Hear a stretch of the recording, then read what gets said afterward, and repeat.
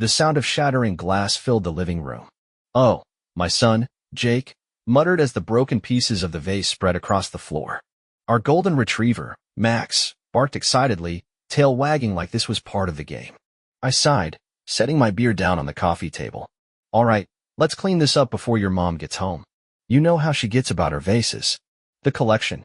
My wife, Samantha, had been collecting expensive vases for years. They lined the shelves in our dining room, each one more delicate than the last.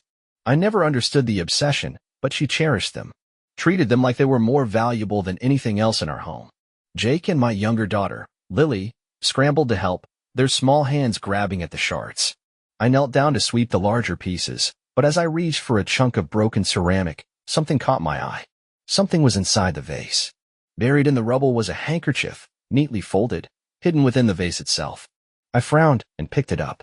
It was embroidered with initials, ML, and written in smudged ink along the edge were words that sent a chill down my spine. "Until next time, my love." My stomach clenched. I turned the handkerchief over, running my fingers over the faded writing. This wasn't just some random piece of cloth. This was personal, intimate, and it sure as hell didn't belong to me. I swallowed hard and glanced at my kids. They were still busy cleaning, unaware of the storm brewing inside me. "Go wash your hands, both of you," I said, keeping my voice calm. Jake gave me a confused look but shrugged. "Okay, Dad." Once they ran off, I sat back on my heels, gripping the handkerchief like it was a ticking bomb. Who the hell was ML? And why was his message to my wife hidden inside a damn vase? I stared at it for a long time, my mind racing through every possible explanation. But deep down, I already knew. This wasn't nothing. This was the beginning of something ugly. That night, I barely slept. Samantha came home late, kissing me on the cheek like everything was normal. She smelled like lavender and guilt. I didn't say a word about the vase, about the handkerchief. Not yet, because I needed proof, and I knew exactly how to get it. The next morning, I called a private investigator. I found him online, Tyler Quinn, former cop, now specializing in cheating spouses. "Mr. Hayes." His voice was sharp, professional. "What can I do for you?" I took a deep breath. "I need you to follow my wife." Silence. Then, "I assume you have a reason?" I exhaled slowly. "I found something. A message hidden inside our house. It wasn't meant for me."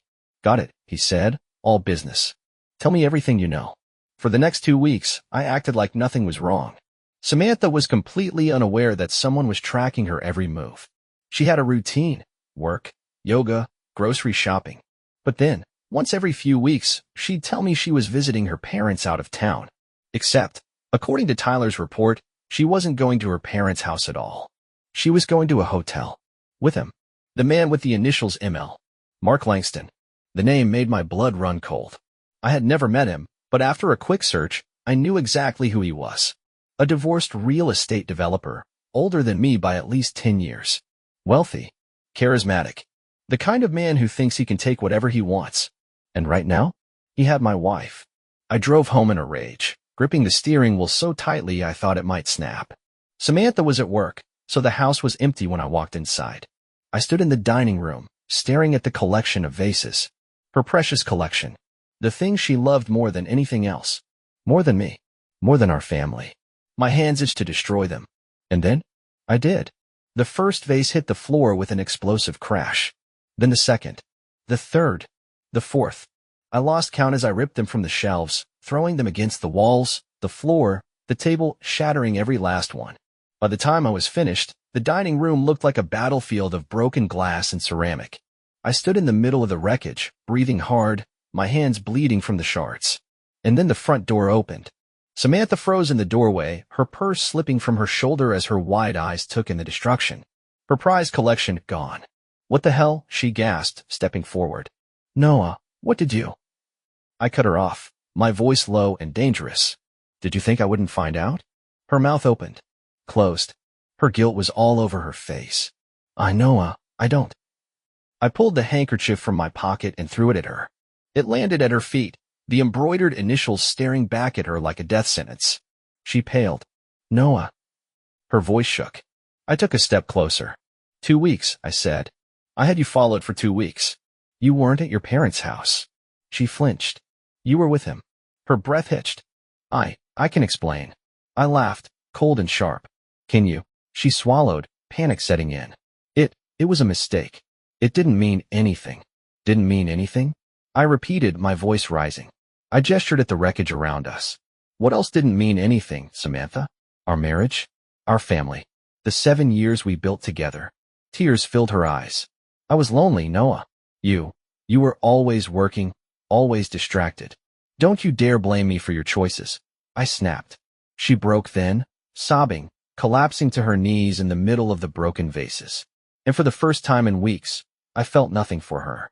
Not love, not pity, not forgiveness. Only cold, unwavering certainty. There's no coming back from this, I said. She lifted her tear-streaked face, desperation in her eyes.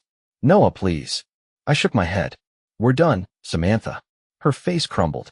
I turned and walked away, leaving her in the ruins she created. I filed for divorce the next day. She lost everything. Her reputation? Destroyed. Her new lover? Gone the second things got messy. The last time I saw her, she was living in a tiny apartment, alone, barely getting by. She called me once. I didn't answer, because she was nothing to me now. She thought she could betray me and walk away unscathed. She was wrong. Thank you for listening to the story to the end. Please like, share your thoughts, and subscribe to the channel.